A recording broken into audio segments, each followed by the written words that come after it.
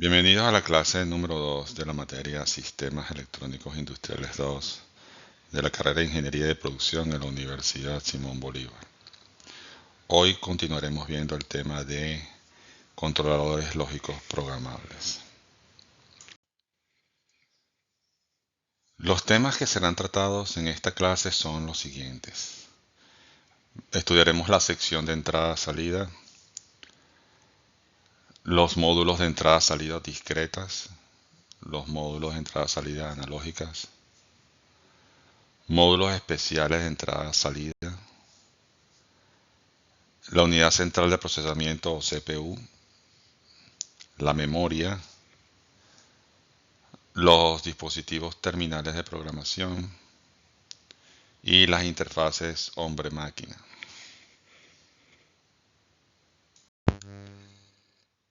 La sección de entrada-salida de un PLC es aquella a la que están conectados todos los dispositivos de campo y proporciona la interfaz entre ellos y el CPU.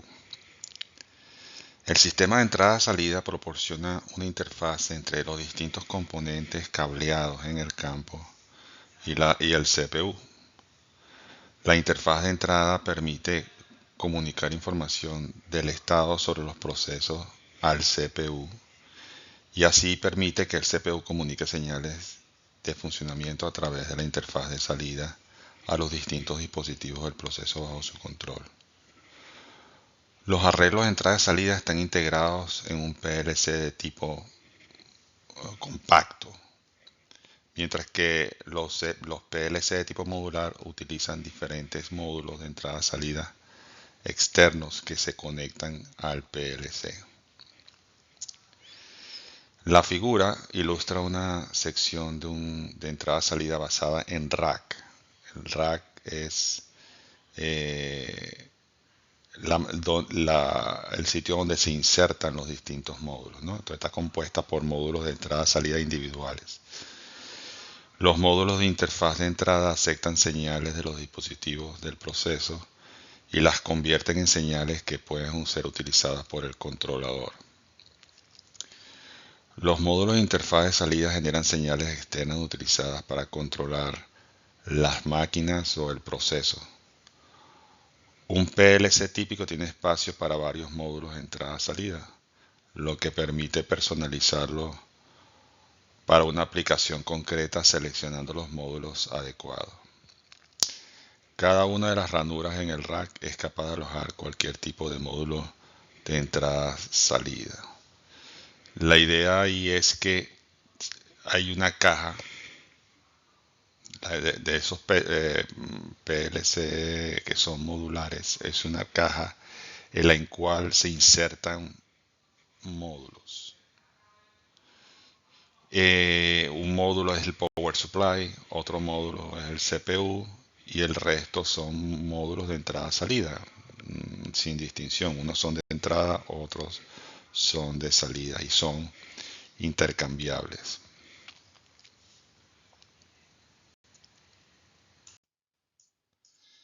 Los controladores distinguen entre el chasis y el rack, tal como se ilustra en la figura. La estructura que contiene los módulos de entrada y salida, el CPU y la fuente de alimentación se denomina chasis, es la caja. Los chasis vienen en diferentes tamaños según el número de ranuras que contienen. En general pueden tener 4, 8, 12 o 16 ranuras. El rack es una unidad direccionable compuesta por 128 puntos de entrada y 128 puntos de salida. Un rack utiliza 8 palabras en la tabla de imágenes de entrada y 8 palabras en la tabla de imágenes de salida. Una palabra en la tabla de imagen de salida y su correspondiente palabra en la tabla de imagen de entrada se llama grupo de entrada-salida. Un rack puede contener un máximo de 8 grupos de entrada-salida, numerados del 0 al 7, hasta 128 entradas-salidas discretas.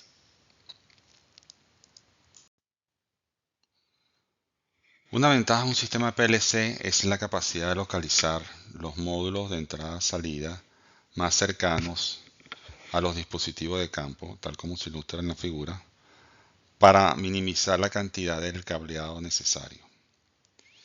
El procesador recibe señales de los módulos de entrada remotos y envía señales de vuelta a sus módulos de salida a través del módulo de comunicación. Un rack se denomina rack remoto cuando está situado lejos del módulo del procesador. Para comunicarse con el procesador, el rack remoto utiliza una red de comunicaciones especial. Cada rack remoto requiere un número de estación único para distinguirlos de otros. Los racks remotos están conectados al rack local mediante un módulo de comunicaciones. Los cables conectan los módulos entre sí. Si se utiliza cable de fibra óptica entre el CPU y el rack de entrada-salida, es posible operar puntos de entrada-salida de distancias superiores a 20 millas sin caída de voltaje. Si en cambio se utilizara cable coaxial, eso permitiría instalar este módulo de entrada-salida a distancias superiores a 2 millas.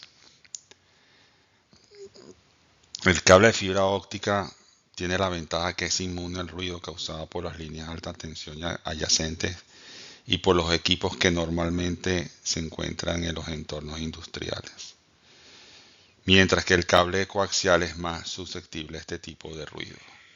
Cuando uno instala un PLC en una fábrica para determinadas tareas, sin embargo, en ese ambiente industrial hay otras maquinarias que hacen otras tareas y esas máquinas pueden inducir señales ruidosas a través de la red eléctrica que pueden afectar un funcionamiento del PLC.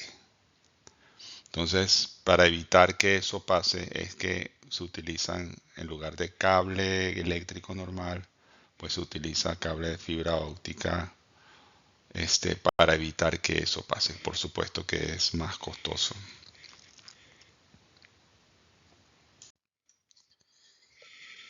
Para llevar un control de toda esta información se utiliza un sistema llamado direccionamiento. Una dirección es una etiqueta o número que indica dónde se encuentra la información almacenada en la memoria del PLC. Así como una dirección de una determinada casa dentro de una ciudad, la dirección de un dispositivo o de un dato indica dónde reside la información sobre él en la memoria del PLC. De ese modo, si un PLC quiere encontrar información sobre un dispositivo, sabe que debe buscarlo en la dirección correspondiente.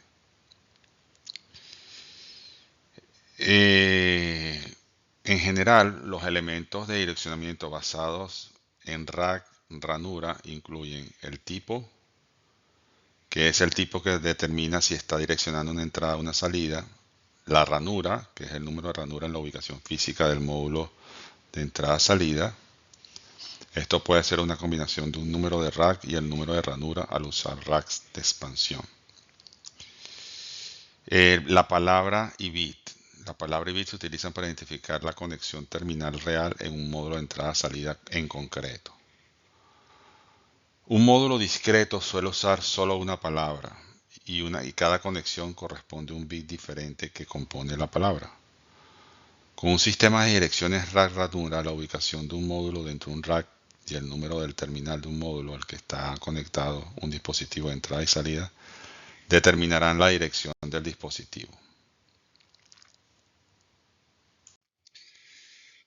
En la tabla pueden ver ejemplos de direcciones generales reales de entrada y salida de un PLC, en este caso un SLC 500. Vean ustedes que la descripción numérica es I1 2.27/17. Esa codificación se entiende que es un input, que es el archivo 1 del rack 2 del grupo 7, el bit 17. Es decir, es una descripción bastante precisa de la ubicación de la información. La siguiente línea es un output, un O. El output que tiene que ver con el archivo 0 el rack 3, el grupo 4 y el bit 7. Y así sucesivamente, la input 1, archivo que es un input, un archivo 1, el rack 0, el grupo 0, el bit 0. ¿Ok? A veces hay atajos, por ejemplo, si no está especificado, se supone que es un 0, ¿no? Igual para el output. El output, el archivo 0, el rack 0, el grupo 1, el bit 1.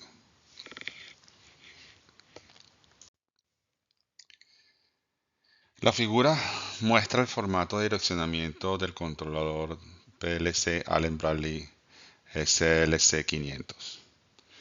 La dirección la utiliza el procesador para identificar dónde se encuentra el dispositivo a controlar.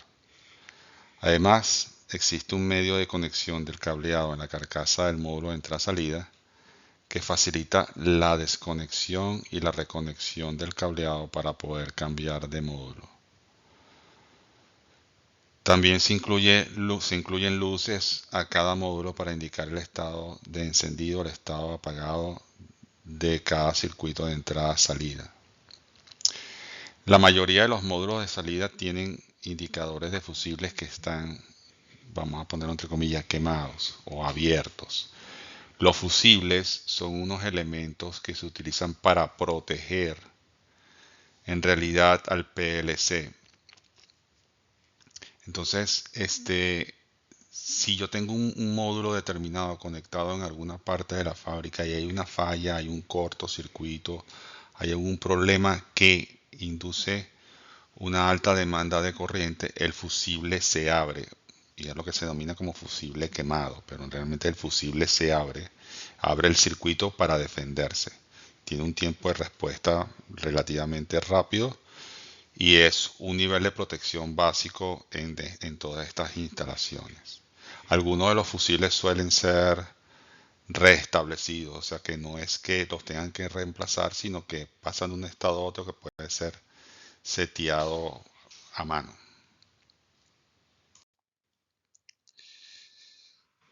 Acá en esta tabla vemos algunos ejemplos de direcciones generales reales de entrada-salida para el PLC SLC500 de Allen Bradley. Vemos nuevamente el formato output, el output, el tipo de entrada-salida, si es entrada o salida. En el slot 4, el terminal 15. Ahora después viene un input, que es un módulo de entrada. En el slot 3, terminal 8. Después viene un módulo de output que está en el slot 6. Y está un módulo de entrada que está en el slot 5. Son descripciones con las cuales uno se tiene que familiarizar si está trabajando con ese PLC en particular. En la imagen vemos varias cosas importantes, más allá del tipo de direccionamiento. Vemos un conjunto de elementos de entrada, elementos de salida. Elementos de entrada son interruptores de algún tipo, ¿verdad? Que van a un módulo que procesa esa información, que es un módulo de entrada, y que están conectados a un bit en particular. Y a la salida hay una especie de motor que está conectado a un módulo de salida, conectado a un bit en particular. Y en el medio está lo que sería el CPU, ¿verdad? Con la información en su memoria de quién es el input, quién es el output. Y lo que ven debajo es lo que vamos a aprender luego, una programación básica que indica qué es lo que hace todo ese proceso. Entonces vemos los tres inputs dibujados con un símbolo muy particular, que es el input que está puesto allí, el input 0 y el input 1, y el output, ¿verdad? Que es la salida 3 y el bit 0. Entonces, ¿qué pasa? Que un poco para ilustrarlo de ese procedimiento, se supone de acuerdo a esa programación gráfica que está ahí, que son archivos de programa, los dos interruptores de entrada están en serie. Quiere decir que más adelante lo vamos a aprender. Cuando los dos están activos, los dos están cerrados, es que la señal va a activar al output, que es el motor. Entonces eso es para que les dé una idea de cómo se programa a nivel muy básico y a nivel gráfico un PLC. Entonces, claro, estamos asociando bits para todo el proceso. Bits para los módulos de entrada y bits para los módulos de salida. Entonces, cada dispositivo de entrada y salida está conectado a un módulo de entrada-salida discreto que tiene asignado un bit específico en la memoria del PLC. El adicionamiento de un bit normalmente no se utiliza, sin embargo puede ser realizado por el programador si es necesario. En pantalla vemos otro ejemplo de cómo utilizar el direccionamiento, pero en este caso por palabra, no por bits, aunque el bit siempre está enmascarado de alguna forma, ¿no? Entonces vemos un PLC que tiene una entrada analógica donde dice termocupla y una salida que es un indicador numérico, ¿verdad? La termocupla se utiliza en los procesos industriales para medir temperatura de los procesos. Son dispositivos que tú puedes, tienen como una protección metálica que tú puedes insertar a través de algún punto de entrada en un depósito que está, por ejemplo, caliente. Se puede atornillar, se mete la termocupla, la parte que sensa entra y entra en contacto con el líquido para poder sensar directamente la temperatura y transmitirla. Y pues la manera más fácil de salida es un indicador que digital que va a procesar lo que lee el CPU y lo que va a indicar que quiera que se indique en temperatura, con la conversión correspondiente. Entonces tenemos una entrada y una salida y un procesamiento.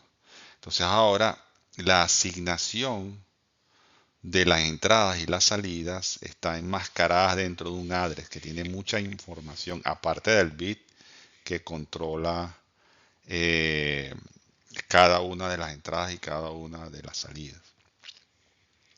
Entonces, digamos que al unificar el uso de la palabra, se permite mejorar la programación que se asocia con el PLC. Entonces, en este caso, los módulos analógicos de entrada y salida utilizan un formato de direccionamiento de palabra que permite tener palabras completas dentro de la estructura de datos del PLC, lo cual es una ventaja. La figura mostrada ilustra el direccionamiento basado en etiquetas de un PLC Control Logics de Allen Bradley. Este tipo de controladores permite usar una etiqueta que es básicamente un nombre alfanumérico para direccionar datos. En este caso serían las variables, ¿no? En lugar de un formato numérico fijo, el nombre de la etiqueta identifica los datos. A los dispositivos de campo se le asignan nombres de etiqueta que se referencian cuando se desarrolla el programa de lógica de escalera que vimos previamente dentro del PLC. Es decir, se enmascara la información dentro de una etiqueta que a su vez contiene toda la información del número del input, del número del bit y todo lo que vimos previamente.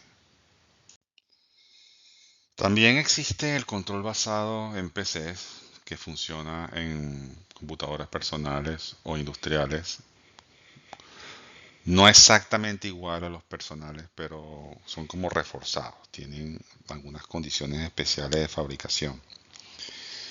Son también conocidos como PLC suaves. Simulan funciones de un PLC en un PC, permitiendo un sistema de arquitectura abierta que está orientado a reemplazar un poco los PLCs propietarios, los de marca. Esta implementación utiliza siempre una tarjeta de entrada-salida que va en alguna ranura del PC como interfaz para los dispositivos de campo. Es decir, que me conecto las entradas y las salidas a esta interfaz. Los módulos combinados de entrada-salida pueden tener conexiones tanto de entrada como de salida dentro del mismo módulo físico, tal como se ilustra en la figura. El módulo está formado o está construido con un circuito impreso o placa y un conjunto de terminales. La placa del circuito impreso contiene la electrónica utilizada para conectar el circuito del procesador con el del dispositivo de entrada o salida. Los módulos están diseñados para conectarse a una ranura o conectar en el rack de entrada-salida o directamente al procesador, dependiendo del caso. El conjunto de terminales que se conecta al borde frontal de la placa del circuito impreso se utiliza para realizar conexiones de cableado de campo. Es decir, traigo el cable de los dispositivos de entrada y lo conecto en esos puntos. Los módulos contienen terminales para cada conexión de entrada y salida, luces de estado para cada una de las entradas y salidas y conexiones a la fuente de alimentación utilizada para alimentar las entradas y las salidas. La disposición de las luces terminales y de estado varía según el fabricante. La mayoría de los módulos de un PLC tiene regletas de cables enchufables, es decir, vengo con el mazo de cable de los dispositivos de entrada o de salida y los enchufo en el módulo, es decir, tiene un enchufe especial para conectarlo y aplicarlo al módulo. El bloque de terminales está conectado al módulo real tal como se ilustra en la figura. Si hay un problema con un módulo, se retira, ¿verdad?, el enchufe, se inserta un nuevo módulo y se vuelve a colocar el terminal al nuevo módulo. Salvo que se especifique lo contrario, nunca se debe instalar ni retirar módulos de entrada, salida o bloques mientras el PLC esté alimentado, porque en el proceso se puede producir algún cortocircuito, por supuesto. Un módulo insertado en la ranura equivocada podría dañarse por tensiones incorrectas aplicadas a través del cableado. La mayoría de las placas frontales y módulos de entrada y salida están programados para evitar poner la placa frontal equivocada en el módulo equivocado. O sea, tiene una disposición en particular que evita ese tipo de errores. Sin embargo, eso significa que el módulo de salida no puede colocarse en la ranura donde originalmente estaba el módulo de entrada. Es decir, eso de alguna manera limita la interconexión de los distintos módulos dentro de la estructura del PLC. Los módulos de entrada y salida pueden colocarse en cualquier parte de un rack, pero normalmente se agrupan para facilitar el cableado, es decir, tener un cierto orden en la conexión. Los módulos de entrada y salida pueden ser tarjetas de 8, 16, 32 o 64 puntos de entrada o de salida. El número se refiere precisamente al número de entradas o salidas disponibles. Un módulo estándar de entrada y salida tiene 8 entradas o salidas. Un módulo de alta densidad puede llegar a tener hasta 64 entradas o salidas.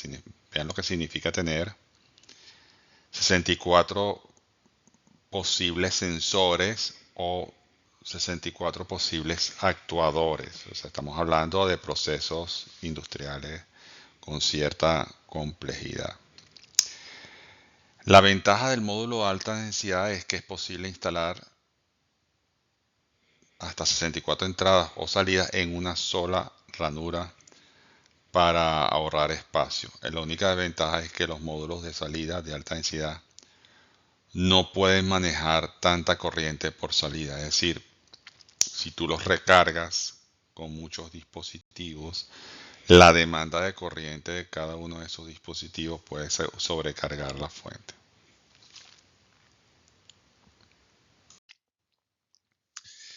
El tipo más común de módulo de interfaz entrada-salida suele ser el de las señales discretas. Este tipo de interfaz conecta dispositivos de entrada tipo on-off, es decir, dos estados, o está abierto o está cerrado, como un selector interruptor o un pulsador. Del mismo modo, el control de salida está limitado a dispositivos como luces, que es un estado, está encendido, está apagado, un relé que está conectado o no, un solenoide o un arrancador de motor, que requieren simplemente una señal de encendido o apagado. La clasificación de las entradas y salidas discretas abarca entradas y salidas orientadas a bits.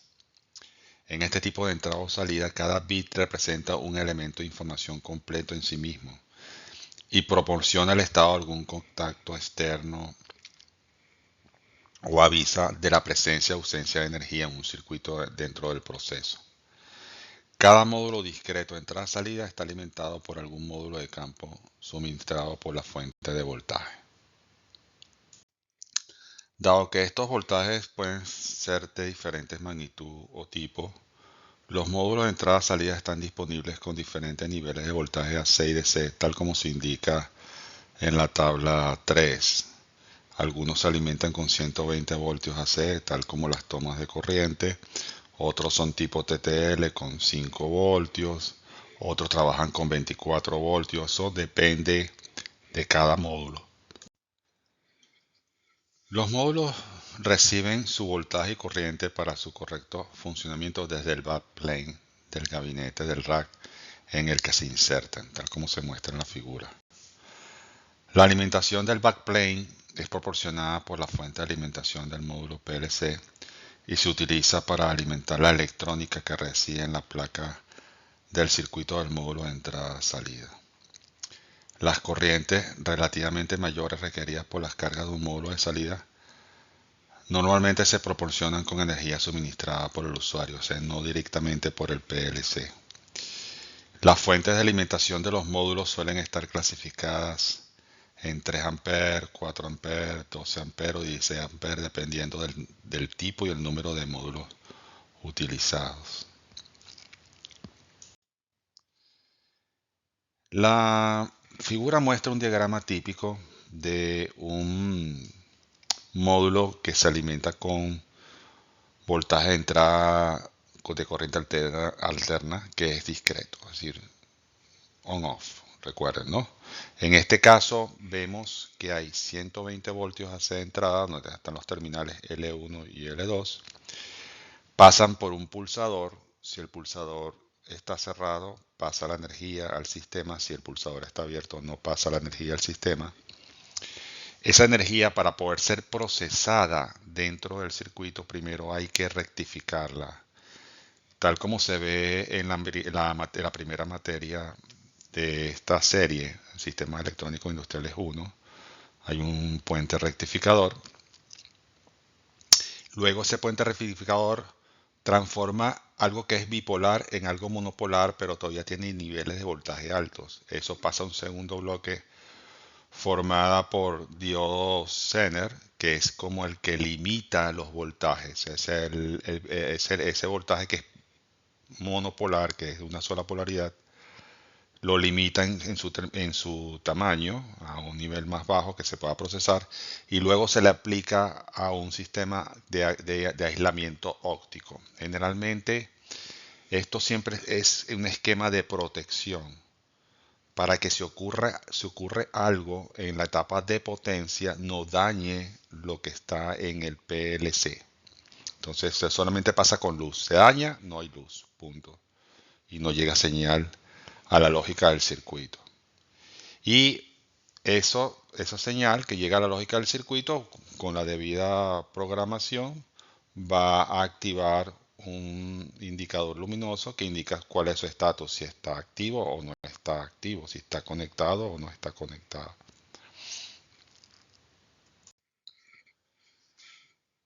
En esta imagen vemos algo un poquito más detallado, ¿no?, de lo que hay detrás del circuito en bloques de la lámina anterior. Vemos la conexión L1 y L2 donde aplicamos los 120 voltios AC. Ahora vemos un elemento adicional que es un fusible. El fusible nuevamente es una medida de protección eléctrica. Si ocurre algo y la corriente aumenta de manera abrumadora, el fusible se va a abrir. Luego viene el elemento de entrada, que es el push button. Si el push button está abierto, no pasa la energía. Si el push button está cerrado, no pasa la energía. Luego se lleva a la respectiva conexión en el módulo de entrada, el que ya hemos escogido. Luego va a una primera etapa que tiene que ver con la rectificación. Si recuerdan bien de la primera materia, Sistemas Electrónicos Industriales 1, cuando llegaba la señal de alguna manera se filtraba y luego se rectificaba. Entonces, primero se filtra utilizando las dos resistencias del condensador para alimentar el rectificador de voltaje usando 4 diodos. Eso hace una rectificación de onda completa, transforma la señal bipolar, voltaje máximo menos voltaje máximo que viene de la señal de entrada, a solamente una señal con voltaje máximo. Positiva, estrictamente positiva en este caso. Luego se aplica eso a un circuito que tiene que ver con un diodo Zener, ¿verdad? Para que reciba ese voltaje estrictamente positivo y lo convierta en algo constante, ¿verdad? Con un valor muy bajo, que depende del diodo Zener. Y luego eso va al aislador óptico. Es decir, que si todo está bien, va a pasar luz del circuito de entrada a la parte de lógica digital. Si no está bien, el fusible se abrió o el push button está funcionando mal, no va a haber luz. Es una manera de aislar es para evitar que el daño posible se traslade a algo más caro, en este caso el procesador del PLC. Y luego la lógica detecta eso y va a encender un LED indicando si está todo bien, si está encendido, si está apagado. La figura muestra ahora el diagrama en bloques para un dispositivo de salida discreto típico. Al igual que el módulo de entrada, está compuesto por dos secciones básicas, la sección de potencia y la sección de lógica acoplada con un circuito de aislamiento. La interfaz de salida puede considerarse como un interruptor electrónico que enciende y apaga el dispositivo de carga de salida. Los circuitos lógicos determinan el estado de la salida, si está bien o está mal. El LED de salida indica el estado visualmente, indica el estado visual del estado de la señal de salida.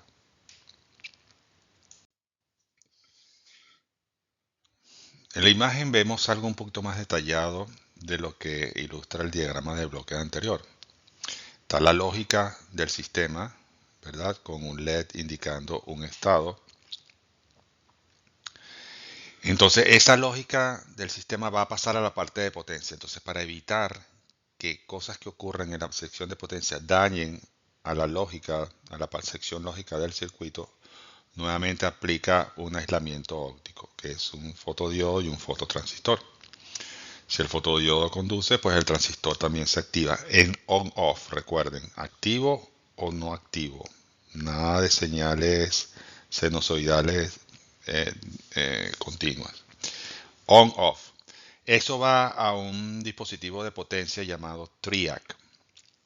El TRIAC tiene la capacidad de manejar potencia, corrientes y voltajes altos.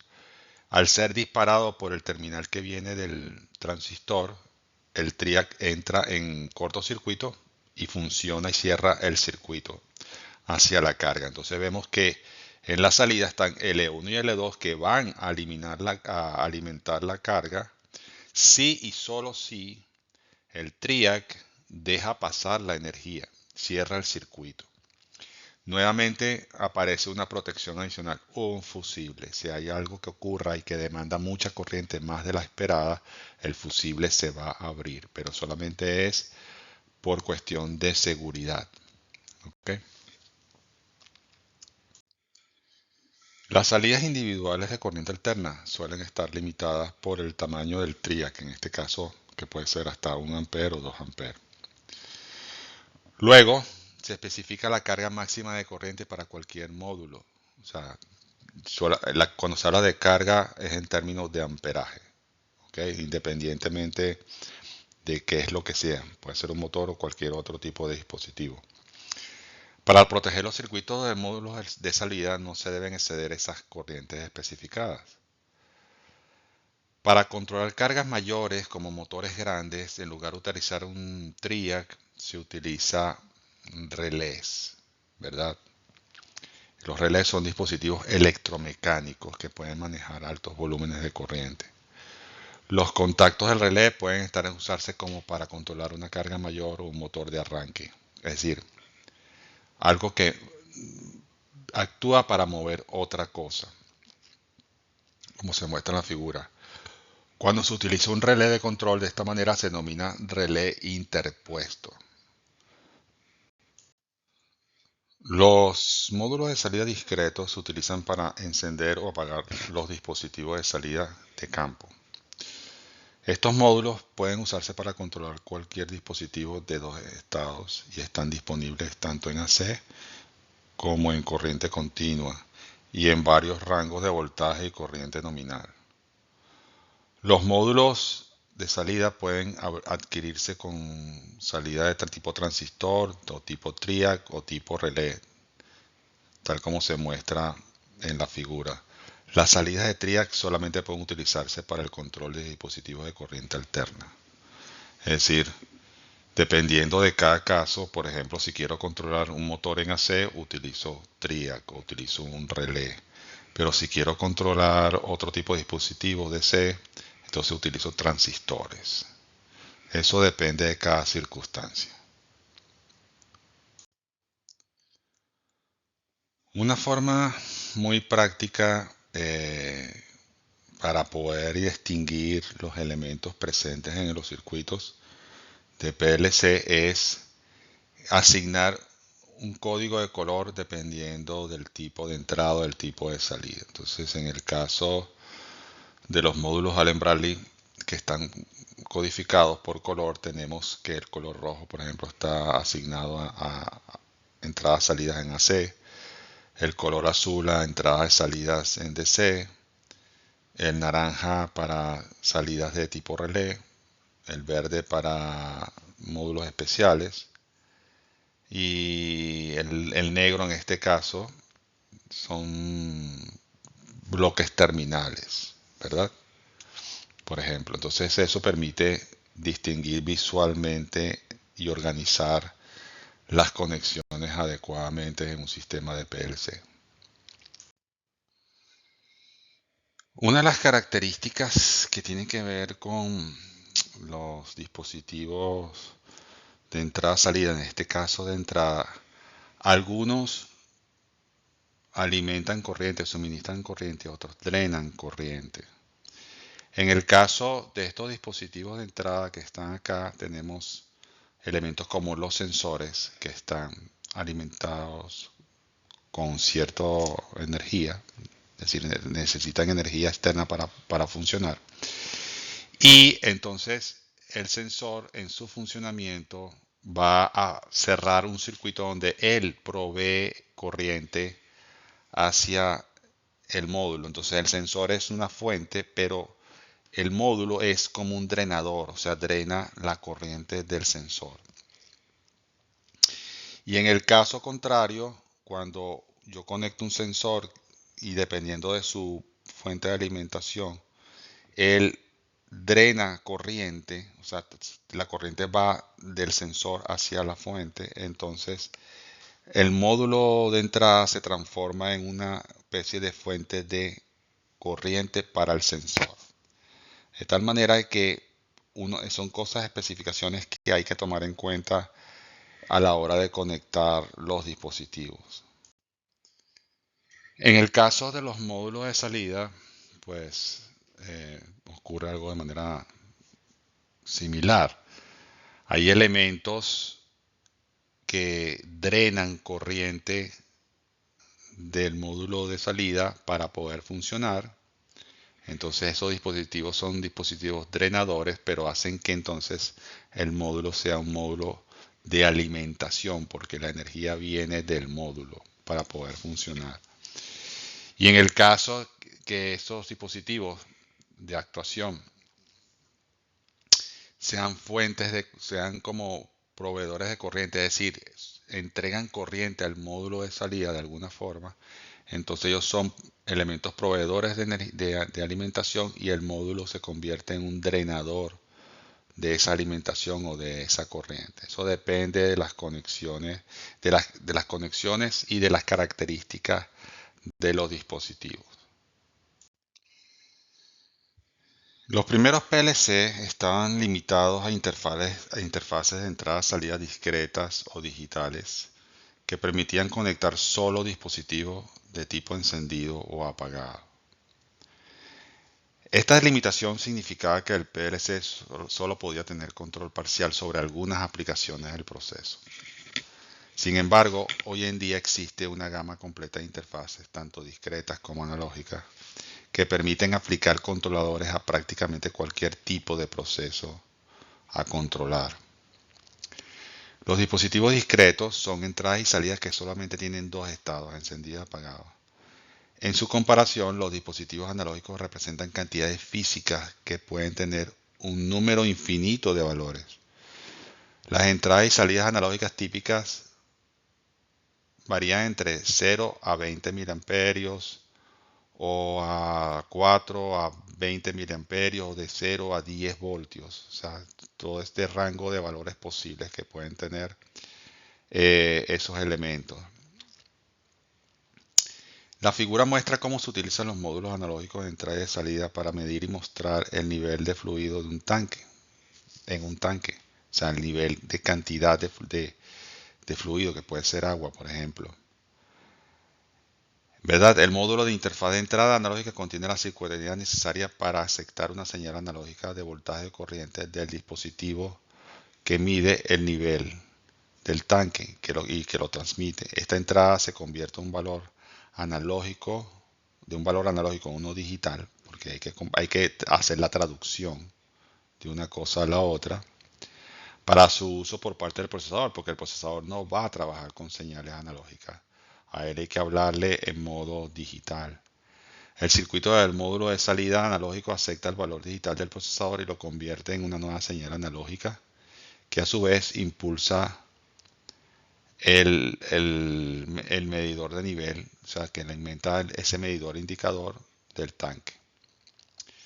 Los módulos de entrada analógicos normalmente tienen múltiples canales de entrada que permiten que 4, 8 o 16 dispositivos interactúen con el PLC. Los dos tipos básicos de módulos de entrada analógicos son la detección de voltaje y la detección de corriente. Los sensores analógicos suelen medir una cantidad física variable en un rango específico y generar una señal de voltaje o corriente correspondiente a eso. Las cantidades físicas comunes medidas por un módulo analógico PLC incluyen temperatura, velocidad, nivel, flujo, peso, presión o posición. Cualquiera de ellas puede ser factible. Por ejemplo, un sensor puede medir la temperatura en un rango de 0 a 500 grados centígrados, como las termocuplas que vimos anteriormente, y emitir una señal de voltaje correspondiente que varía entre 0 y 50 milivoltios. Es decir, los grados, que son una medida analógica física, se transforma en algo eléctrico. De 0 a 500 grados centígrados pasan a ser 0, 500 o 50 milivoltios, por ejemplo. La figura ilustra un ejemplo de un módulo analógico de entrada con detección de voltaje utilizado para medir la temperatura de un proceso. El módulo de entrada consiste en un termopar o termocupla analógico de 4 canales. El termopar produce un voltaje de corriente continua variable, ¿verdad? En el rango de los milivoltios, es decir, lee la temperatura y lo traduce en milivoltios. Pero hay una relación de proporción entre la temperatura y los milivoltios que genera. Este voltaje, como es muy pequeño, es amplificado y luego se digitaliza para ser procesado dentro del PLC a través de las instrucciones que estén en el programa. Debido al bajo nivel de tensión de entrada, se suele utilizar un cable de par de apantallado, par trenzado apantallado, para evitar que el ruido eléctrico interfiera con la señal que produce el termocupla, porque los niveles de voltaje son muy bajos y las señales de ruido tienen ese mismo nivel de voltaje de milivoltios. Entonces esos milivoltios que interfieren se suman o se restan del voltaje que produce la termocupla. Entonces por eso se apantalla. Esos cables son especiales. Vienen con una malla interna que recubre los cables y además ese cable es trenzado. El hecho de que ese cable vaya trenzado como una forma de entorchamiento del cable también reduce la interferencia. Es decir, toda acción para evitar errores en la medida siempre es bienvenida. Para obtener lecturas precisas en cada uno de los canales se debe compensar la temperatura entre el cable del termopar y el canal de entrada. Entonces se le añade a ese sistema en la industria algo llamado termistor, el termistor compensador de unión fría, que está integrado dentro del convertidor analógico digital que se requiere para pasar la señal analógica a digital dentro del PLC. Los módulos analógicos de entrada de voltaje están disponibles en dos tipos, unipolares y bipolares.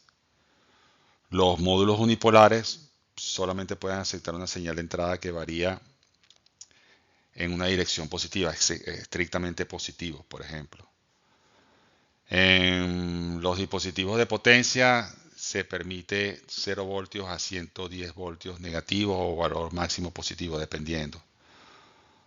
Por ejemplo, si el dispositivo de potencia está de 210 voltios a 110 voltios, se utilizaría un módulo bipolar. La resolución de un canal de entrada analógico se refiere al menor cambio en la señal de entrada que puede detectar si se basa en el número de bits utilizado en la representación digital.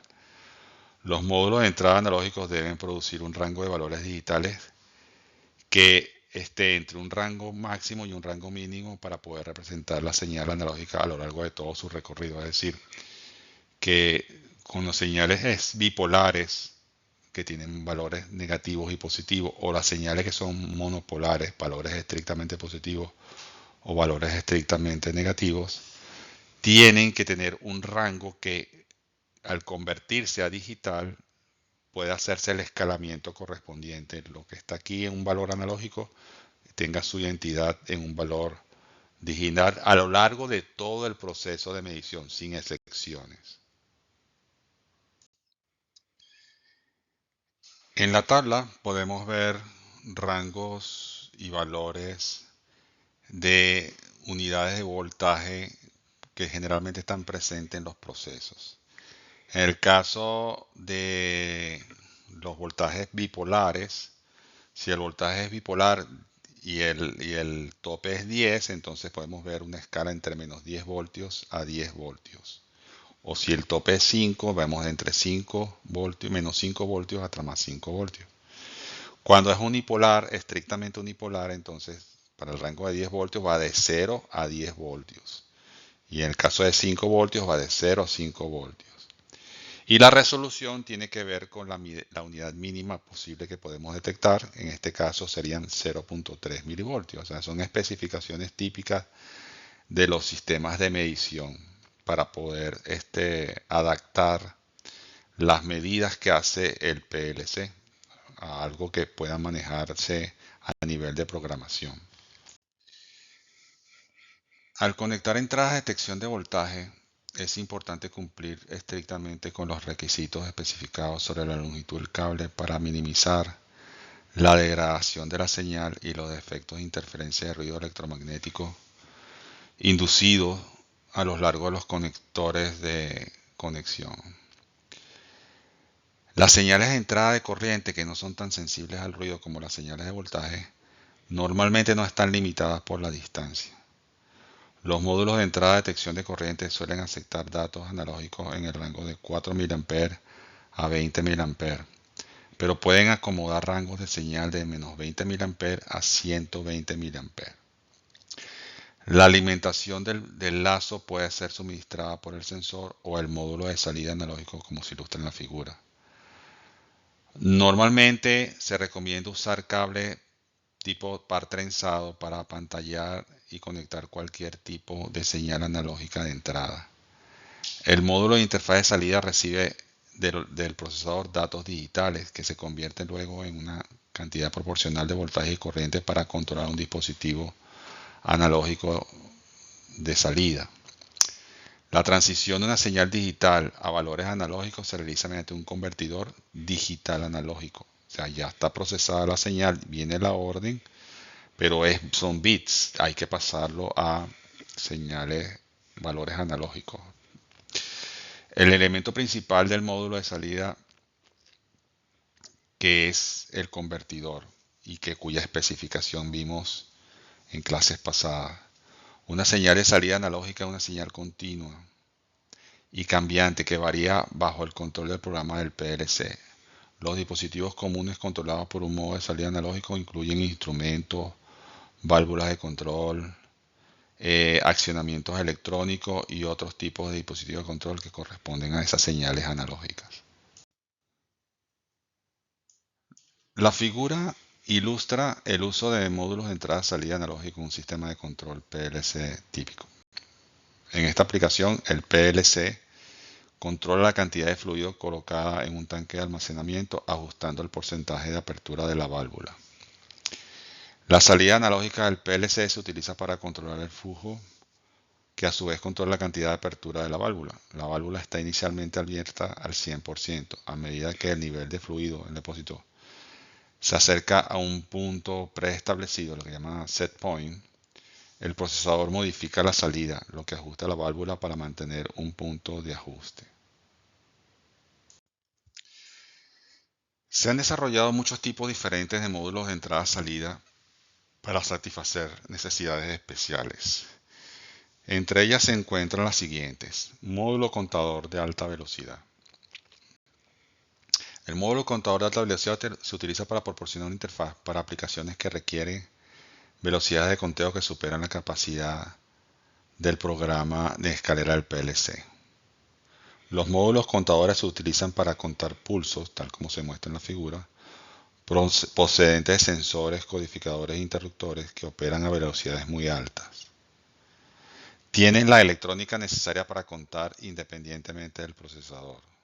Una tasa de conteo típica disponible es de 0 a 100 kHz. Significa que el módulo podía contar hasta 100.000 pulsos por segundo.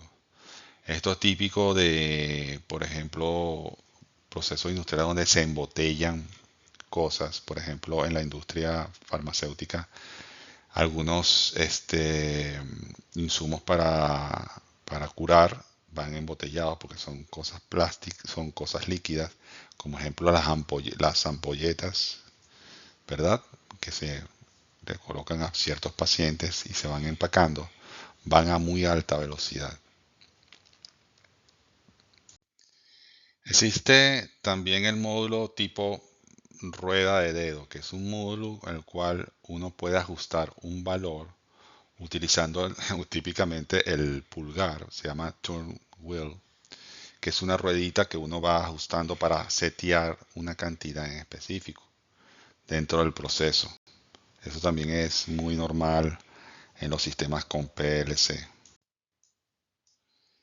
El módulo TTL permite la transmisión y recepción de señales tipo TTL, las que vimos inicialmente en esta materia.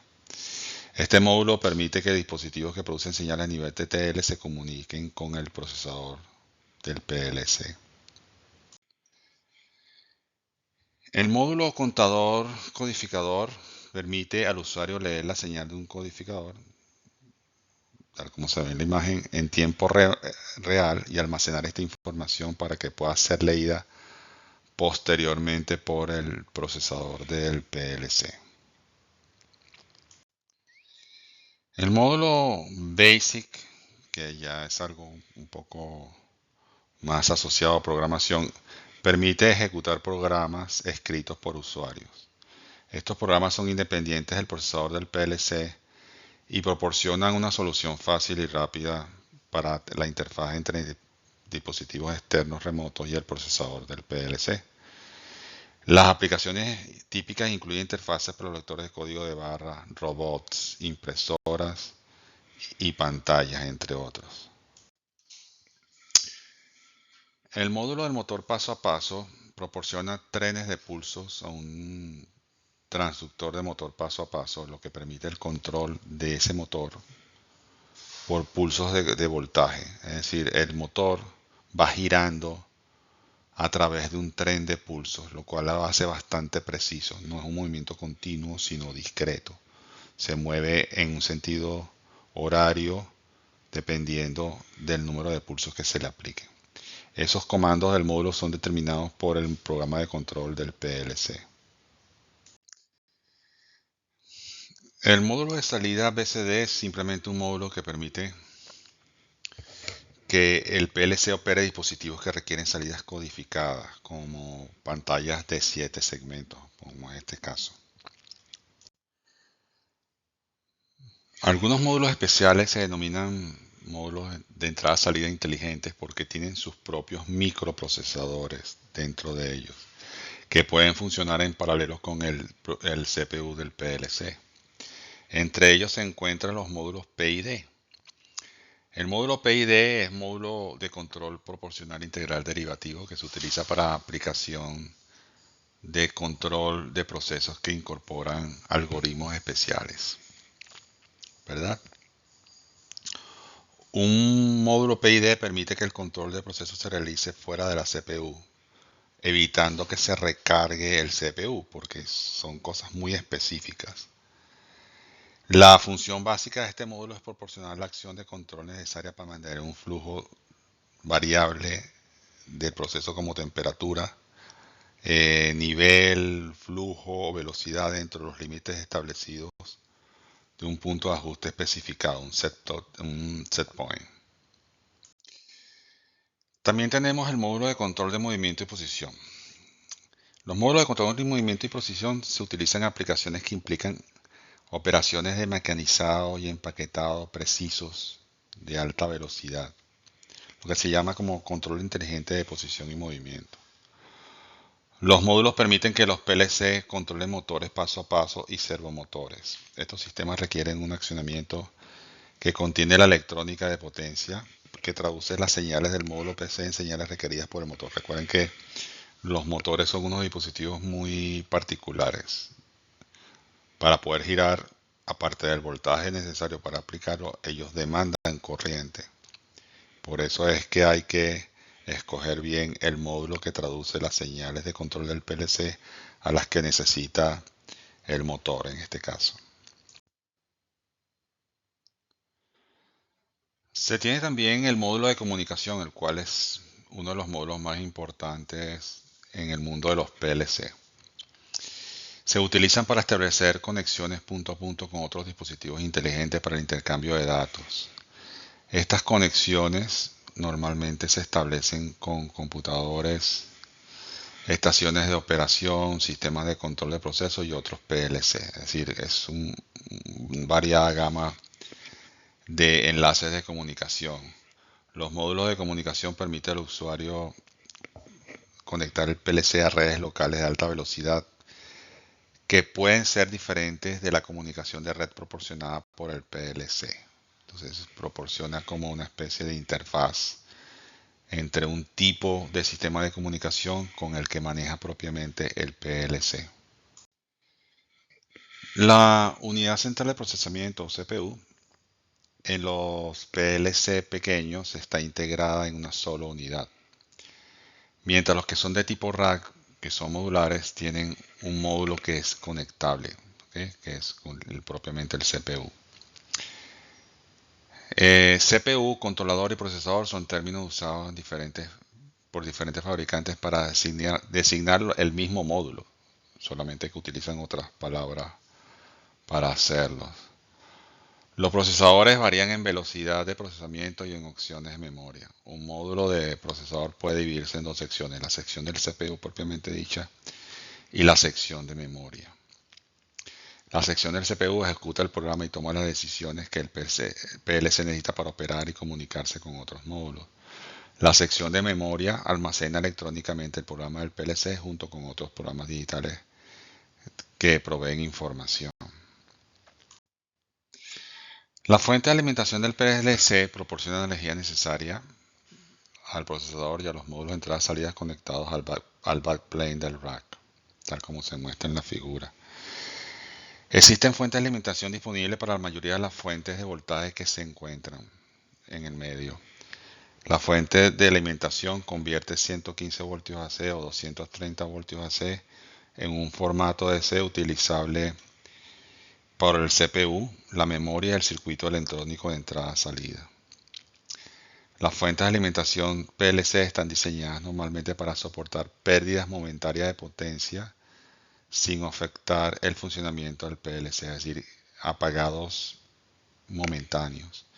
El tiempo de retención, que es la duración que un PLC puede tolerar para pérdida de potencia, suele oscilar entre 10 milisegundos y 3 segundos. Pasado ese tiempo, lo que estaba en el PLC en memoria que no es escrita se pierde. El CPU contiene un microprocesador similar a los de las computadoras personales. La diferencia estriba en que el programa utilizado en el PLC está diseñado específicamente para un control industrial, en lugar de activar programas de propósito general. El CPU ejecuta el sistema operativo, gestiona la memoria, monitorea las entradas, evalúa la lógica del usuario, es decir, evalúa la corrección de los programas que hace el usuario y activa las salidas correspondientes. El CPU de un sistema PLC puede contener más de un procesador.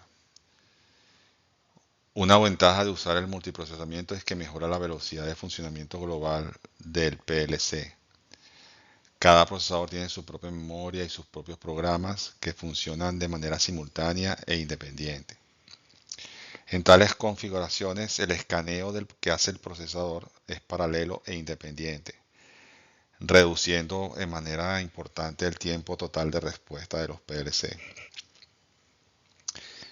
Los sistemas PLC tolerantes a fallos soportan procesamientos duales para procesos críticos, o sea que hay dos procesadores activos.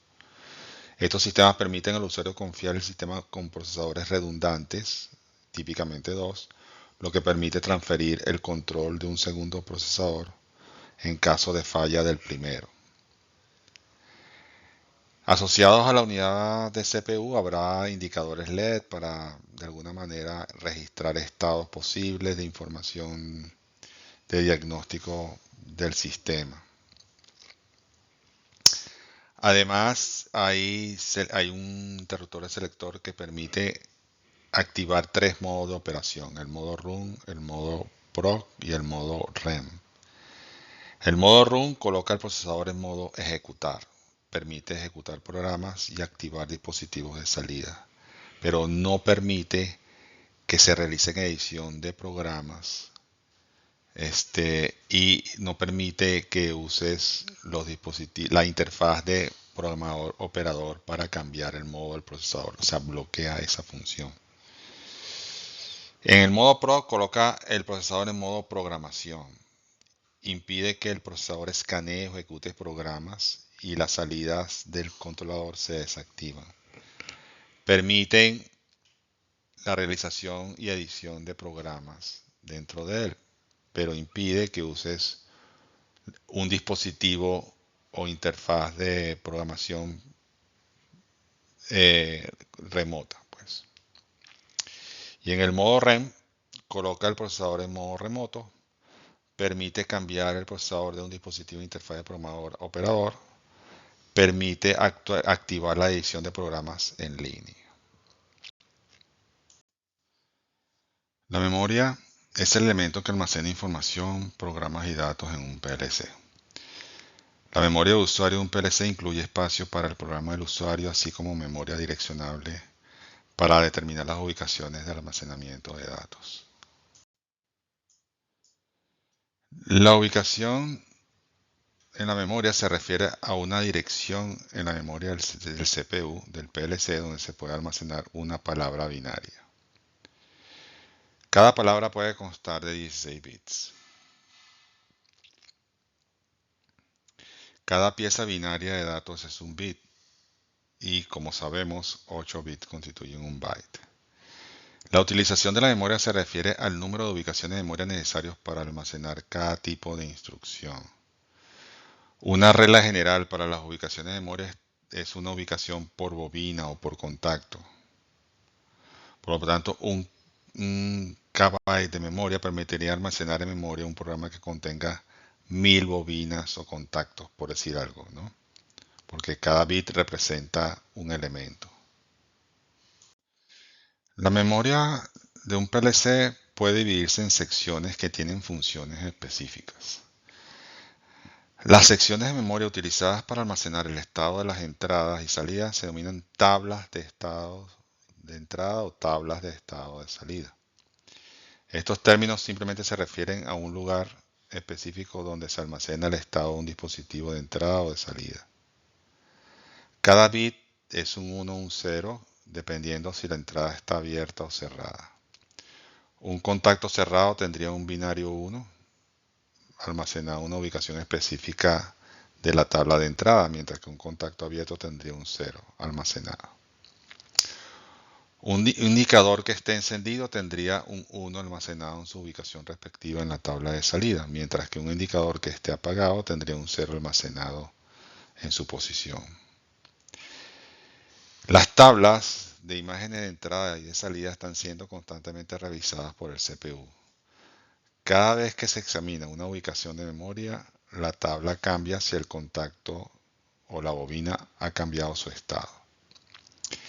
Los PLC ejecutan rutinas de comprobación de memoria para asegurarse que la memoria del PLC no ha sido dañada por alguna razón.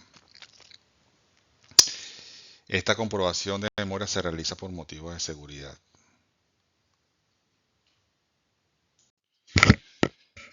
Los PLC vienen dotados con una fuente de energía que permite respaldar la información contenida en la memoria RAM del procesador.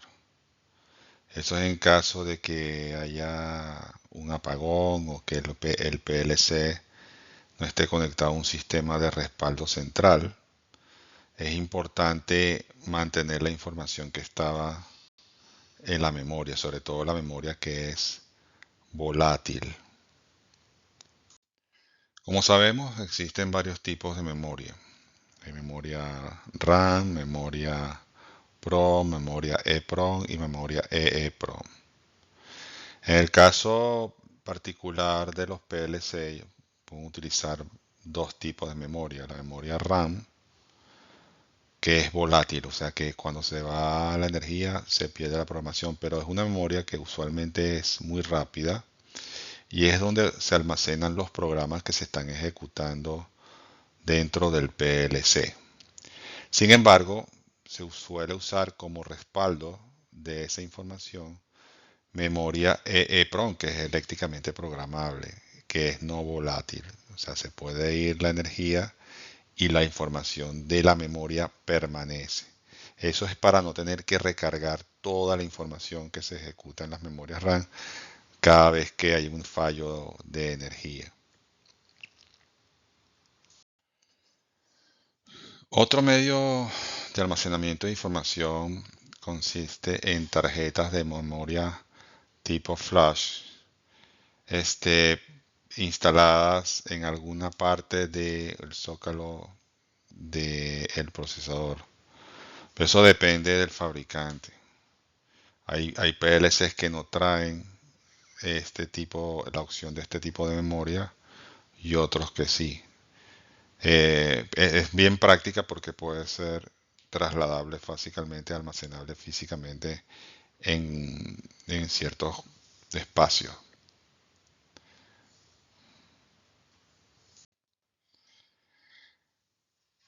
Para programar a un PLC se necesita un dispositivo o terminal de programación que permite entrar, modificar y solucionar problemas en el programa de PLC.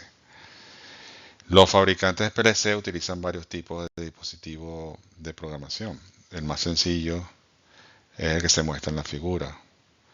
Es un dispositivo propietario que tiene un cable de conexión para conectarse a un puerto especial del PLC.